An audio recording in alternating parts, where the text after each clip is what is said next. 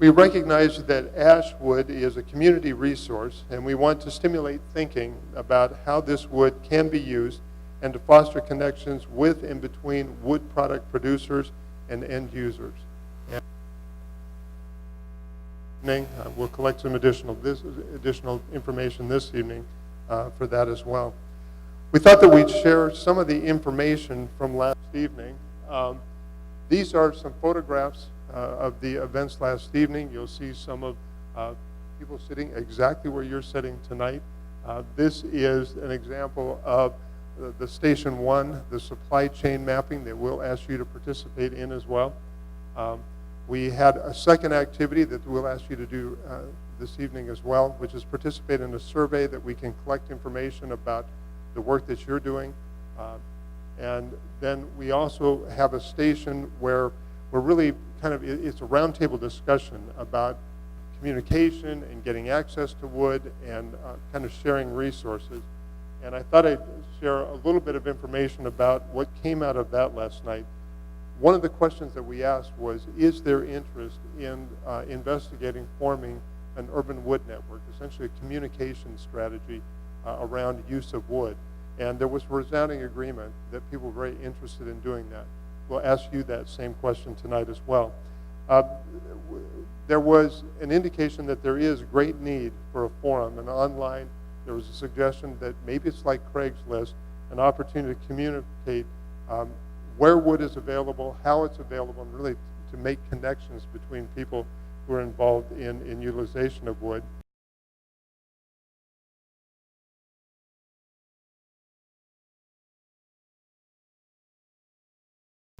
So in 2002 is when emerald ash borer really hit lower Michigan, and that's where this group kind of got organized, the video you just saw. So they had an effort going on there. Illinois has had an effort, Wisconsin for a number of years. And they had a group about 10 years ago that started called UFPA, Urban Forest Products Association. Kind of started working and then died, and then two of those original members, Jessica Simon from Michigan and Edith Macra from Illinois, put a grant together called the Urban Forestry Full Circle Grant back in 2013.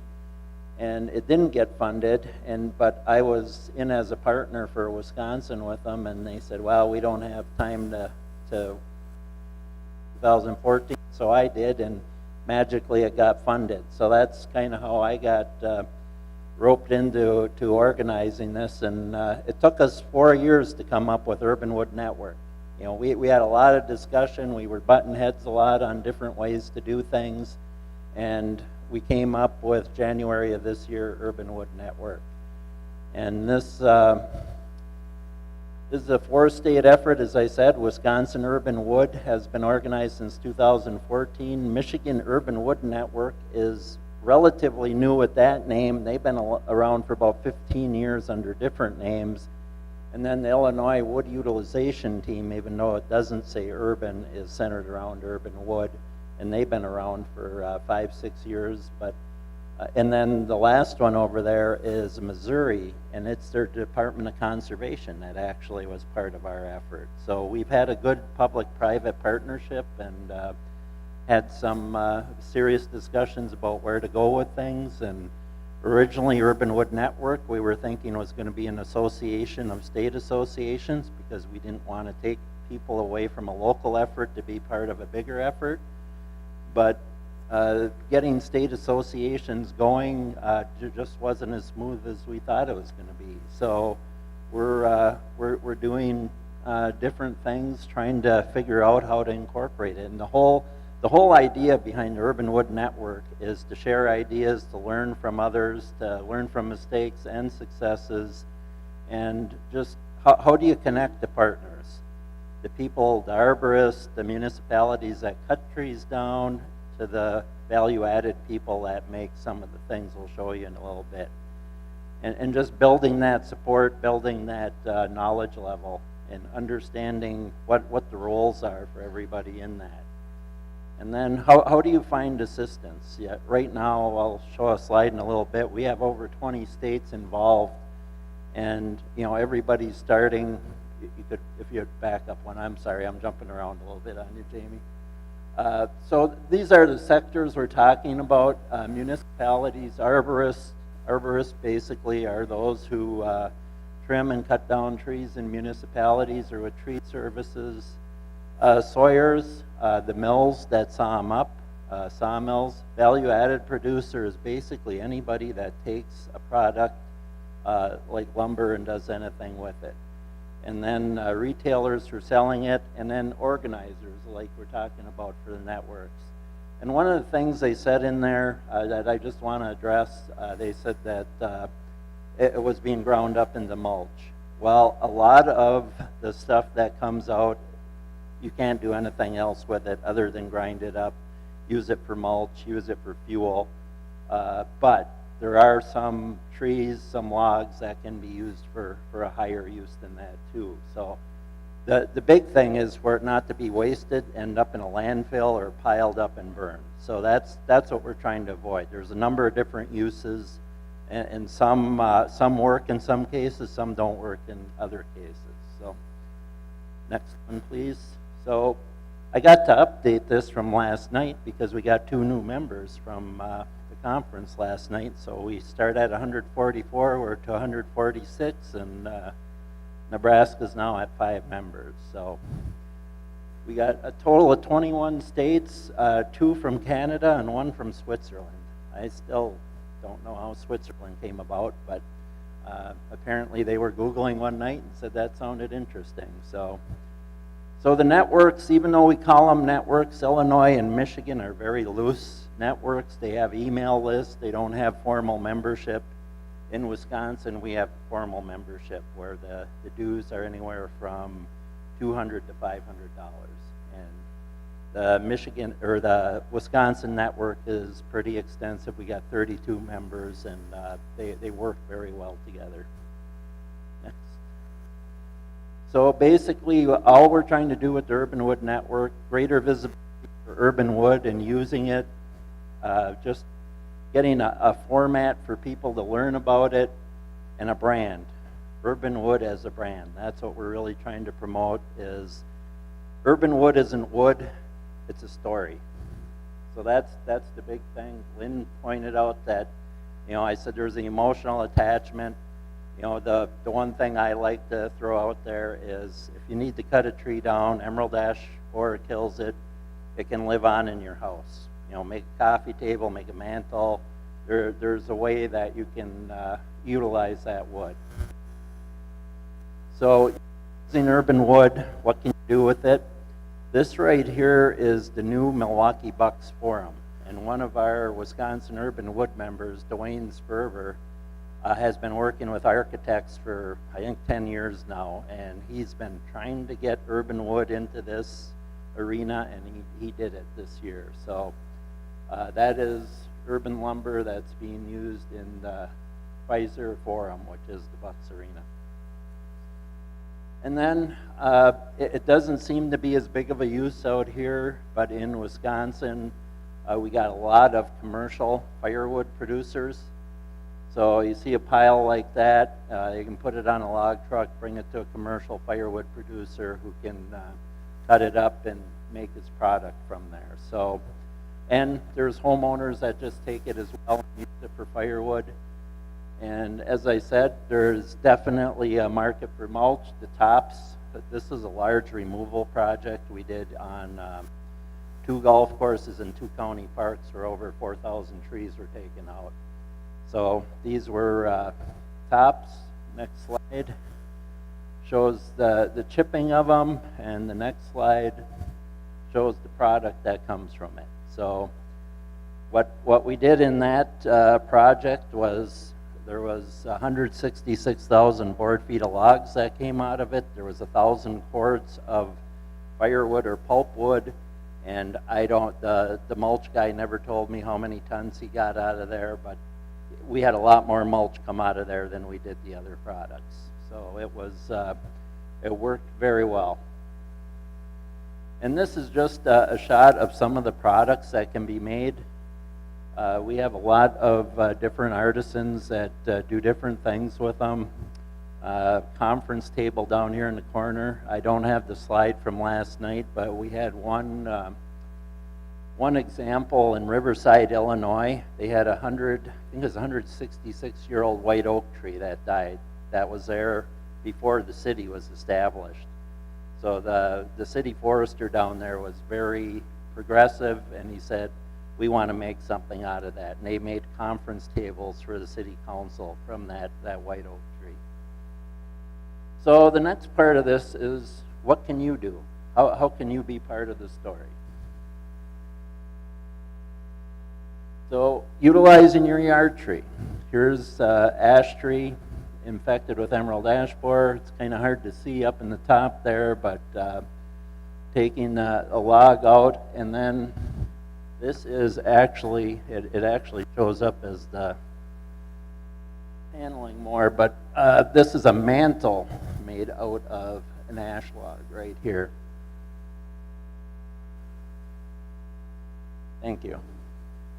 And then another thing you can do is encourage urban wood utilization in your community. This is DeForest, Wisconsin, and this is the siding in there is from ash lumber. And then what the insert in there is actually a outdoor pavilion that they're going to make out of ash taken off of city property. That's the design for it. And this is also in DeForest. They have their mulch pile where people can come in and utilize it. They utilize it on city trails. And then that's a picnic table made out of ash lumber on the right. And this is another event to get the public involved. This was this September, actually, just north of Milwaukee. We call it the Urban Forest Fest.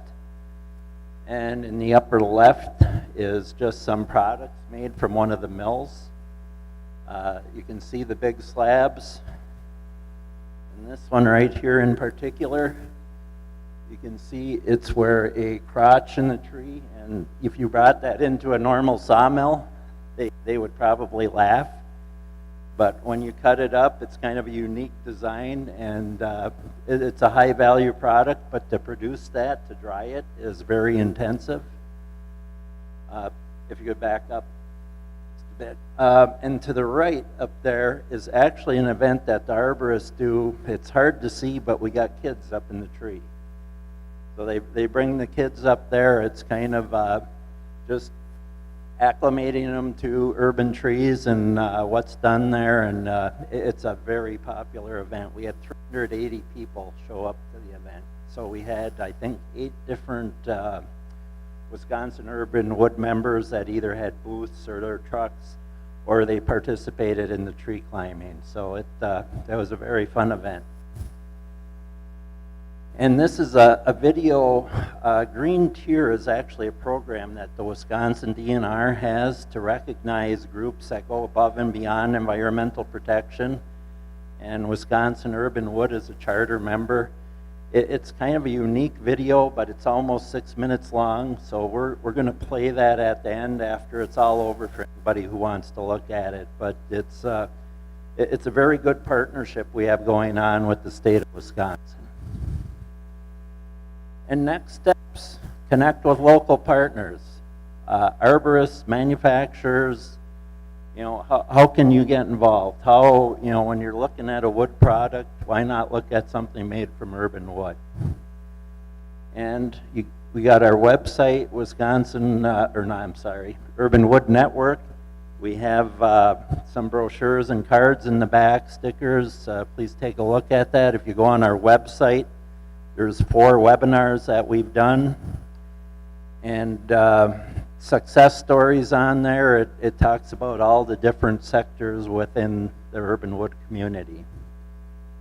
And on that website, we also have, there's different municipal models. We got the city of Eau Claire, where they bring all their wood into a yard, and we have a partnership with them where any of our members can come in and get that wood. And the onus on us is we got to make sure our members have liability insurance so the city doesn't have that exposure. And there's other cities that they just have containers that they put all their wood into, and it will go to I think both instances we have, it goes to a sawmill, but then the stuff, what I was told is they can only saw about 30% of what they get in from these communities, but then they market it either for firewood or they bring a chipper in and sell it for mulch. So they put the city just gets rid of it, dumps it off at the mill sorts it out, uses what they can, and then sells the rest for other products. Our Michigan Urban Wood Network got some money from the state, and they put together an urban wood toolkit that we're still finalizing, and it'll be out in January, and we're going to do a webinar on that one as well. Okay, and I think we're to questions. And I did good with time again. All right, hopefully there's questions, because I'd much rather discuss than lecture, so fire away, please. Yes. Oh, are we doing?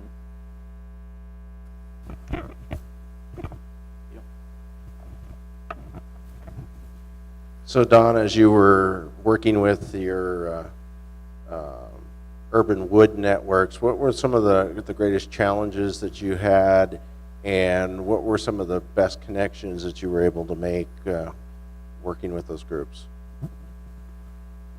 One of the biggest challenges I had personally was just about everybody else in the 4 states, the team leaders, were all into the lumber end of it. And they were really pushing that, what I call the 10 to 20% utilize, where I'm into how can we utilize the entire tree, whether it's mulch, firewood, whatever. So that was a challenge I had, and you know, it wasn't that they were opposed to utilizing the rest of the tree, it's just they got, here's a sector they were hung up on. So that was a challenge. What we really found out worked well, and we just kind of winged it on that, was the webinars. Is once we got into the webinars and doing them, we had anywhere, I think our lowest number was 40 and the highest was 100 that we had on a webinar. And to just see the interest out there, where, you know, in 11 months we've gone up to 146 members now. And it's 21 states, so we got people all around the country that have an interest. There's pockets all over there that have worked with urban wood, and part of a big challenge is that there's a lot of people working with urban wood that are dabbling in it. That it's either part of another business or it's a hobby for them, and you know, we're kind of working to, you know, there's a lot of wood out there. You know, with Lincoln on 50,000 plus trees that eventually are probably going to come down, is how do you utilize them? And how do you quantify how much interest there is with that, and how can you do it? And it's both a challenge and a big opportunity. So I probably talked all the way around that, John. Yes. So just to build on that response a little bit further, do you find up north that producers tend to specialize a bit on one end product or another, or do you have a number of one-stop shop places that are doing dimensional and mulch and firewood and all that? There is not many that do the everything. The one sawmill I mentioned is probably the exception. And he's 90% traditional forest wood. He's only 10% urban, but that's over 100,000 feet a year. And he's really marketed that. Some of the slides you saw in there, the big slabs, that's from him. So even though it's only 10% of his business, he separates it. He has it documented where those trees come from. But another one, we got August Tree Service. And what he learned is he got sick of seeing all those good logs just go off to the chipper as well. And he sorts them out, and he hires a contract sawmill to come in once a month and saw them up. He opened up a storefront in downtown Milwaukee where he sells products that other people make from the lumber. He also has a kiln on his property. So he actually makes products, but he also sells those big slabs. And we got another guy, Wood Cycle, Paul Morrison, out of Madison, that he does everything. He saws it up, he dries it, and he makes huge tabletops, mantles, everything else. But most of them do not dabble in the whole thing where they do the mulch, and but they do contract out, they do have the connections, and that's one thing our network does, is we have arborists in there, we have municipalities, so we have that cross-section. If they don't know what to do with it, we can find somebody who does, and that's a big plus of the network. Yes. Uh-oh, I had a...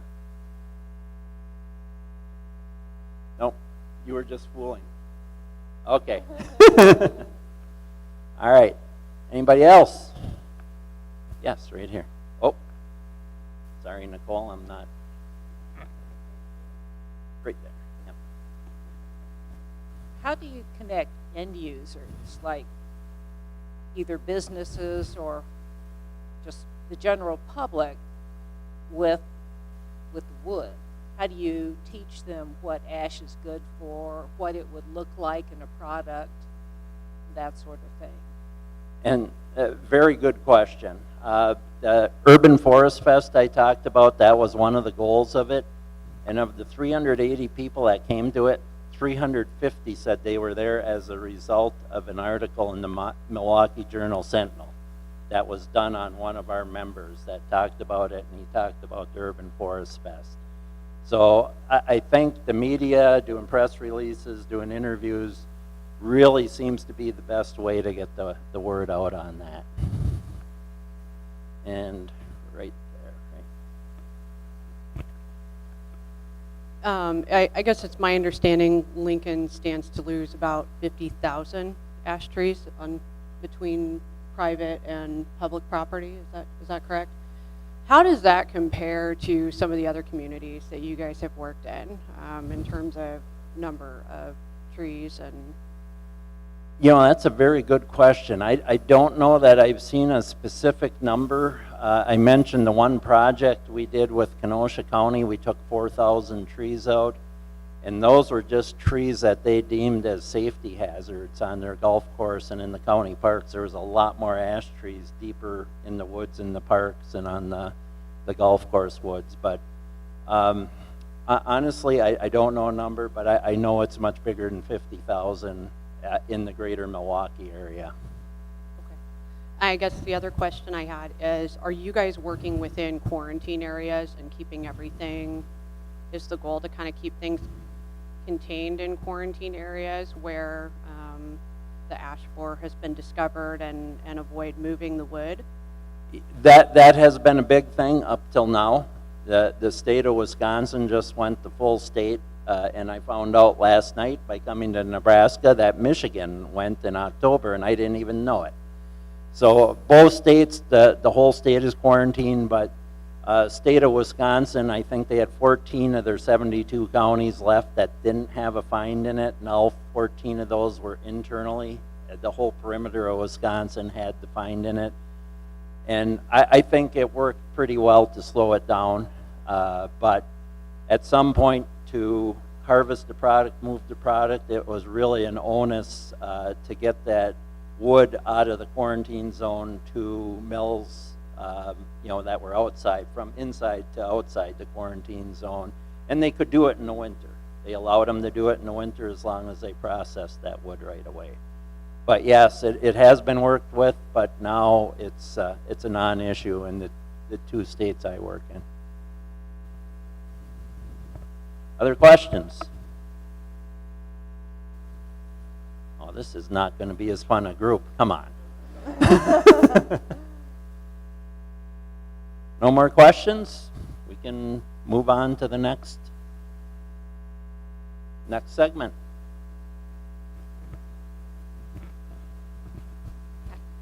I have a quick question for you, Don. I got a question. What would you say were some of the early success stories in forming your network? How did you connect with the various groups? Was there immediate interest, or did you have to build momentum over time and build that capacity over time? Any lessons you can share? Yeah, as soon as we put the website up, we got immediate interest. So there must have been people out there just hungry, searching that, we put the website up in January, and I think by the 1st of March, we had over 80 members already. So, and some of that came from our established networks. I'd say half of those came from within that 4-state area already, but then we got, right away, I got 2 people from Florida, and in 2 days, I got 3 people from Texas that had never heard of each other. And we connected those 3 together. So I said, you got to come all the way to the Upper Peninsula, Michigan for me to connect people in Austin, Houston, and Dallas. So that was kind of, the website was definitely a way to go, and then the webinars really brought people in.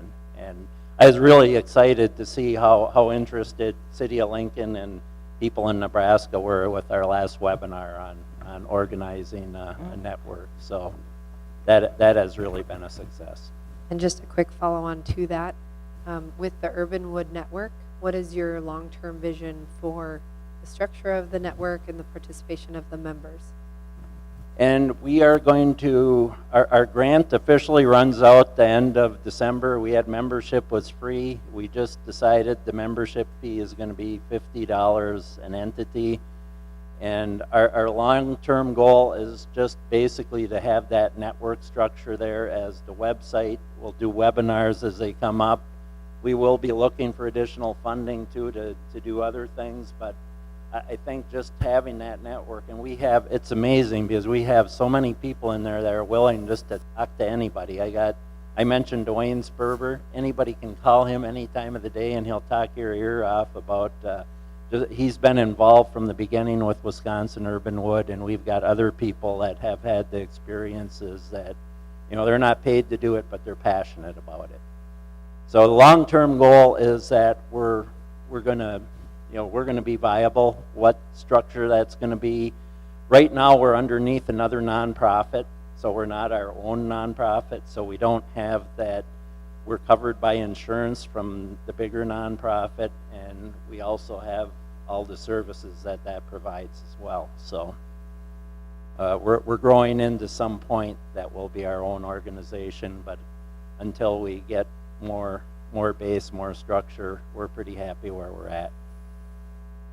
And I'll tell you, compared to 2 years ago and the infighting we had in that group about where we're going to go and where we are now, it's just, it's night and day. So we had a lot of different visions, and we finally all came together and agreed where we were going. So it's been a really good effort.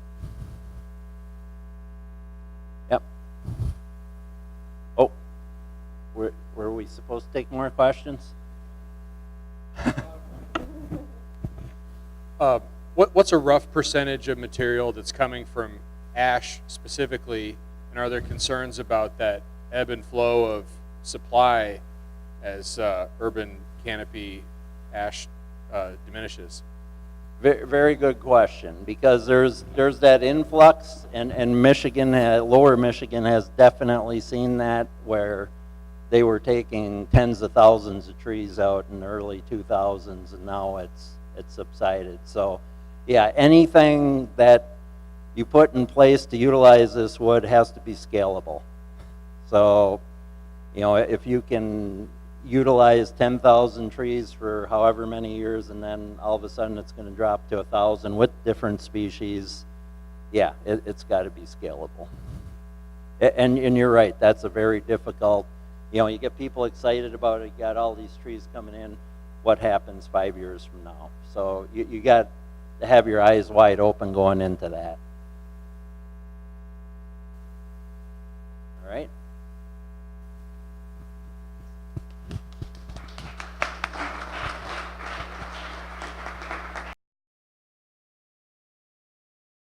Okay, so my name is John Erickson. I am the state forester for Nebraska. I'm glad to be here tonight. I think there's several people around the room I'd just like to recognize real quickly. The city of Lincoln has been a great leader in this effort to, tie the ash that we're going to lose here over the next several years to some product that's greater than waste, and we don't want to take it to the landfill. We want to find other uses that are better uses for that wood. So thank you to the city for your efforts there and leading this effort. Don, there he is in the back. Thank you for coming from Michigan to join us. I will point out to everybody that in 2002 they discovered emerald ash borer in Michigan, so it's really Don's fault anyway that it's here, so we'll blame it on him. But thank you for being here and joining and sharing some thoughts with us. And mostly I'd like to thank all of you for being here, because you're a critical part of this whole process.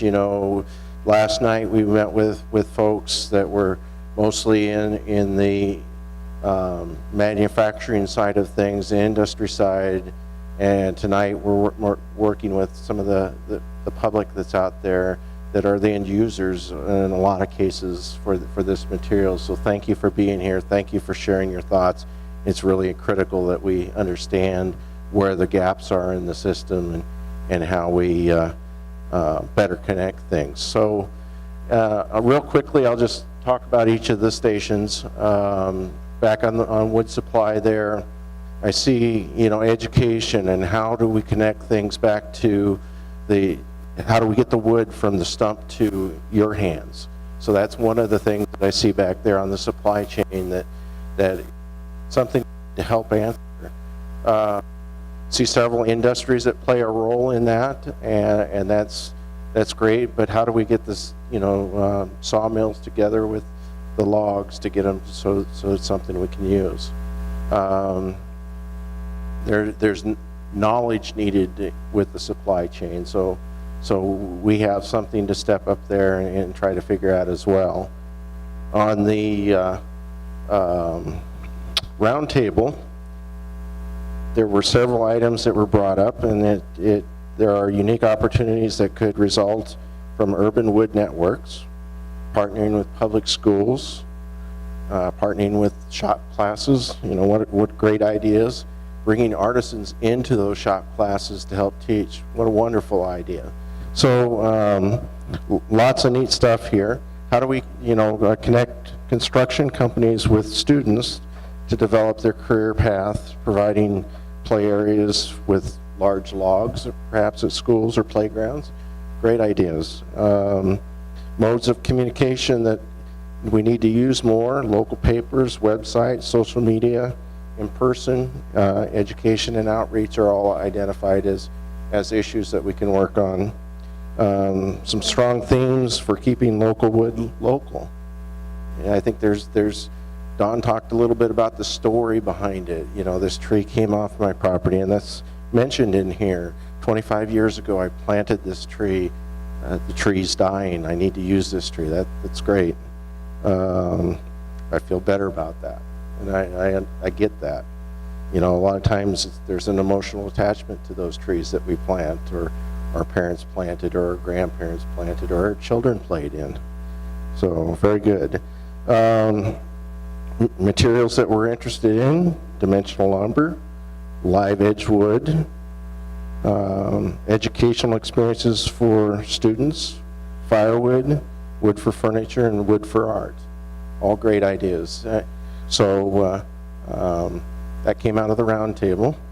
Over here, we have this tree could be, and I want to do a shout out to South of Downtown Community Development Corporation and Joel Rogers. I think you're responsible for pulling all this together, so thank you for doing that. But there's lots of neat ideas on how we can use this wood. Anywhere from furniture to play equipment to decks to cabinets and flooring. Lots of good ideas that can be used and need to be thought about as we work our way through this problem. In Nebraska, we have 44 million ash trees. The bad news is they're all going to die. So we need to figure out how to use those. In Lincoln, there's about 50,000 trees. So, and 12,500 of those are on our public streets or playgrounds or parks or what have you. So we need to start to solve this problem. And this is one of those steps to help us get there. So again, thank you for your participation here tonight. So what happens next, you might ask. So first of all, how many people are interested in this subject and would be willing to help us figure out how to move forward from here? If you'd raise your hands, I'd appreciate it.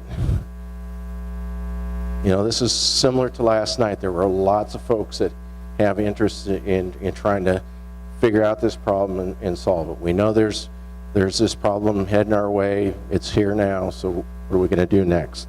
So there's 3 ways that you can get the information from us.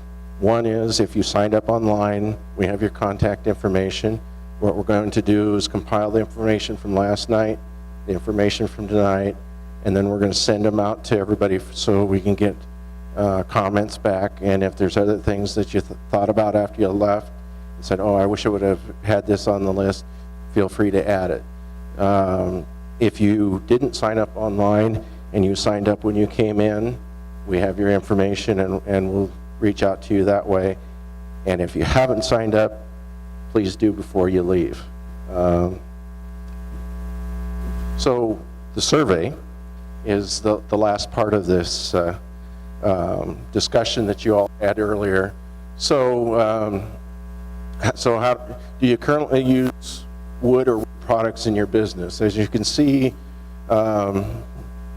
almost 90% of you all do. That's higher than last night.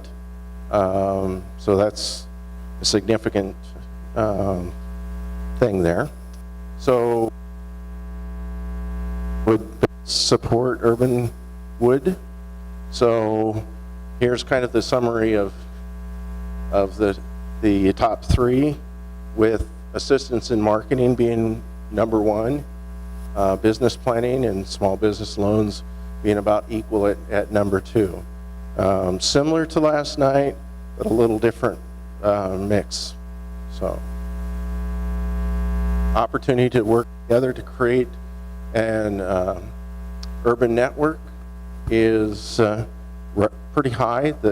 We had a few that were down here on the 5 scales, so not real important, but we had a larger percentage last night that thought it was very, very critical. But the top 3 are still similar. And methods to connect end users. Number 1 there was the highest. That's similar to what it was last night. And again, we had a little broader distribution where folks thought from very important down to not as important last night. There were a few on the lower end of the scale as well from last night. And then access to logs and raw materials, pretty important to people.